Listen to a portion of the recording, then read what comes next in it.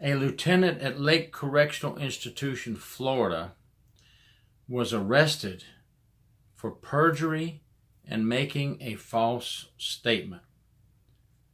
Hi, I'm Gary York. True Prison Stories. Please subscribe if you like this video. In just a moment, you're going to see about a 2.5-minute newscast about this lieutenant who was arrested. It's a pretty detailed newscast. They actually show the Inspector General report and some of the verbiage from the report. And so that I make sure that I don't say it wrong, I want you to see the video and decide for yourself what you think about it. And you'll see that video in just a second. A sergeant turned in an incident report to his lieutenant. It had high priority security information involving inmates and a possible escape attempt. Now, we believe, according to the Inspector General report and what we can see from the newscast, that the lieutenant did not forward this incident report up the chain of command. However, he did email information from the incident report to the U.S. Marshal's office. But when the lieutenant was questioned about receiving the incident report with the critical information from the sergeant, he denied 2 times under oath that he ever received information about an escape plot from the sergeant. Now, before this all took place, before the investigation took place, the sergeant was terminated from his position because his upper management believed that he had information and did not turn it in. So now the sergeant has lost his job. Okay? And you'll see for yourself from the Inspector General's report here in a moment on the video. Now, the sergeant, just so you know up front, has been rehired, and he did get back pay. And all this could have been prevented if they had just listened to the sergeant when he said, I was present when the lieutenant sent an email to the U.S. Marshal. That should be proof that he knew about it. But they did not check for that email. And in the meantime, the sergeant lost his job. Time goes by. The lieutenant gets promoted to captain. And then finally, an investigation is conducted.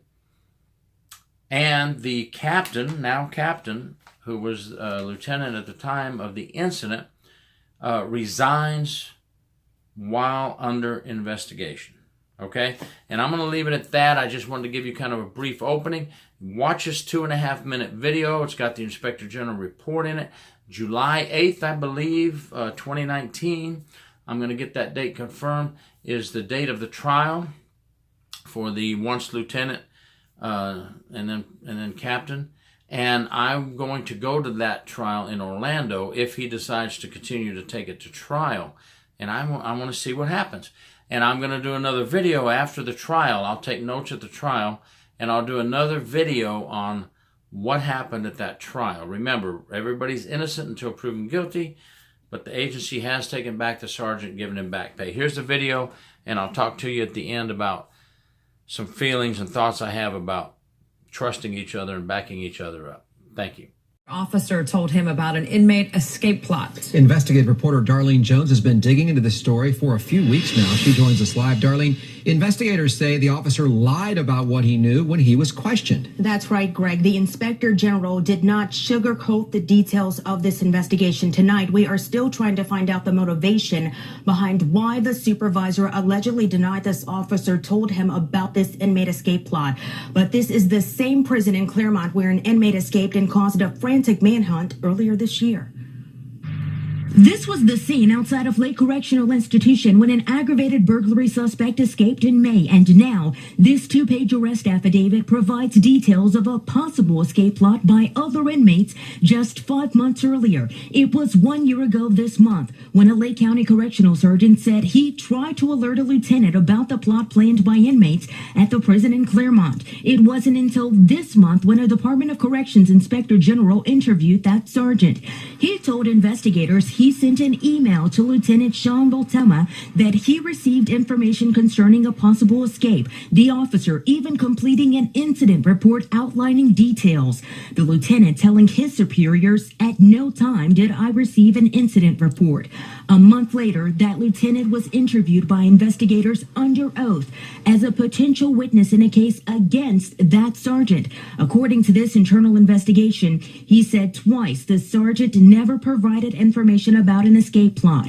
That sergeant was eventually fired in part because of that sworn testimony. It wasn't until after he was fired investigators uncovered this email, in which Lieutenant Boltema clearly acknowledges the possible escape, including details that the inmate behind it all may have been working with his brother in New York, who creates fake IDs and other items to assist the inmates in a possible escape. So many layers to continue peeling back in this story, and we're going to keep working on this one. That lieutenant was promoted to captain and resigned during this investigation.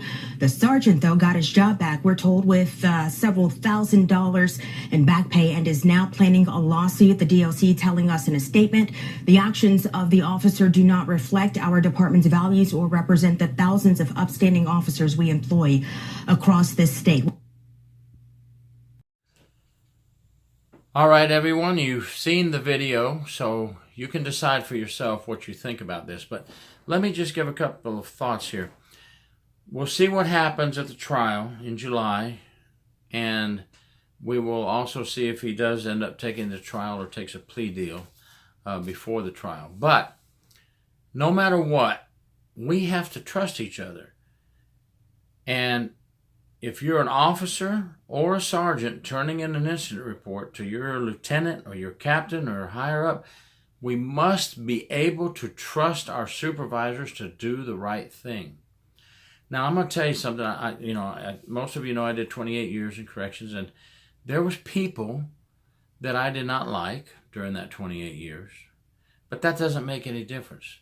Whether I liked you or not, I was going to back you up if you were in trouble in a fight with an inmate, and I was going to be right there to help you. Or if you turned in a report, that report was going to get forwarded. You know, no matter what you think, what motivated the lieutenant to do this? If he is guilty of this, what could possibly be the motivation behind him not wanting to forward the sergeant's incident report up the ladder? Or what would be his motivation to say that he never got an incident report from the sergeant? Does he not like the sergeant? Does he have something against the sergeant? Does the sergeant know something about the lieutenant that the lieutenant does not want to be known, and that's why he wanted to get rid of the lieutenant? Because this lieutenant, if guilty, placed an innocent man, an innocent sergeant, in such a predicament that they thought the sergeant was the one lying at the time.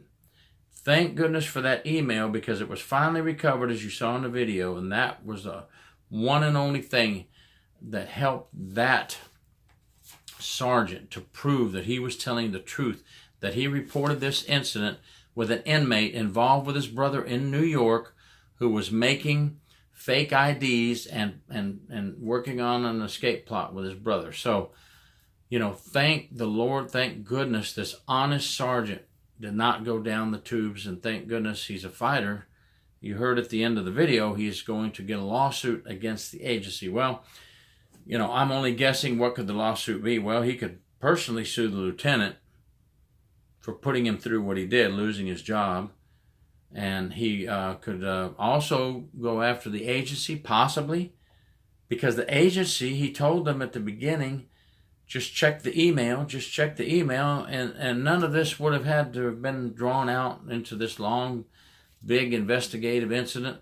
And nobody checked the email until the investigation started. When the IG started the investigation, they found the email. Thank goodness they found it.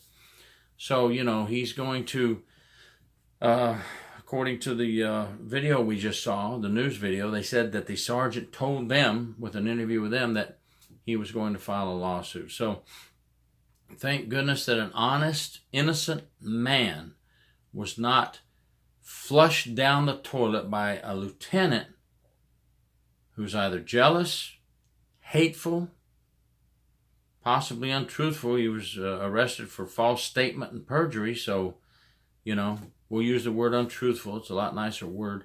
And let's see what happens. Let's see what happens in July, and I'll do a follow-up video to let you know what happened to Lieutenant, because I want to be sitting there watching this. There's too much of this going on. I've investigated cases like this in Florida in another prison where a warden at Charlotte Correctional Institution told me, I've got a captain. He's got to go. Well, the warden had just taken over the prison. He had another captain he wanted to bring from another prison, the good old boy system. And I reported immediately to my regional supervisor. I said, hey, I got a warden telling me that he's got a captain that has to go, and we need to investigate him.